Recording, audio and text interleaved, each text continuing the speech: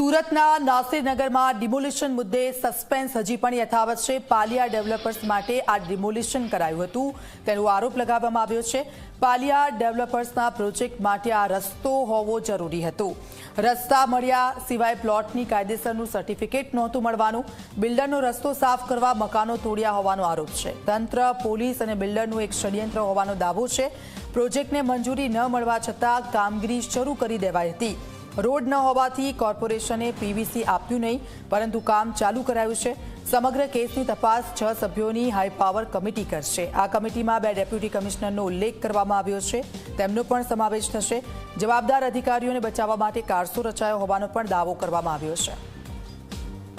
તો આપ જુઓ, સુરતના જે નાસિરનગરમાં જે ભૂતિયા ડિમોલિશન કરવામાં આવ્યું હતું તેને લઈને અનેક સવાલો ઊભા થઈ રહ્યા છે, કારણ કે જે લોકોના ઘર તૂટ્યા છે તે લોકોને જવાબ આપવા માટે કોઈ નથી ત્યાં, અને આખરે આ ડિમોલિશન કોણે કર્યું તેને લઈને સવાલો સતત ઊભા થઈ રહ્યા છે। મુદ્દો છે ખૂબ ગંભીર મુદ્દો છે, કારણ કે ડિમોલિશન કોણે કર્યું તે હજી સુધી પ્રશ્નાર્થ છે, કારણ કે લોકો છે એકબીજા પર દોષનો ટોપલો ઢોળી રહ્યા છે।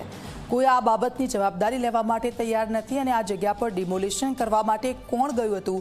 ધારાસભ્ય વિનુ મોરડિયા પણ અમારી સાથે જોડાયા હતા, અને તેમણે પણ કહ્યું કે આ જે સમગ્ર ઘટના બની છે તેની તપાસ કરવામાં આવશે અને કોઈ પણ વ્યક્તિને છોડવામાં નહીં આવે।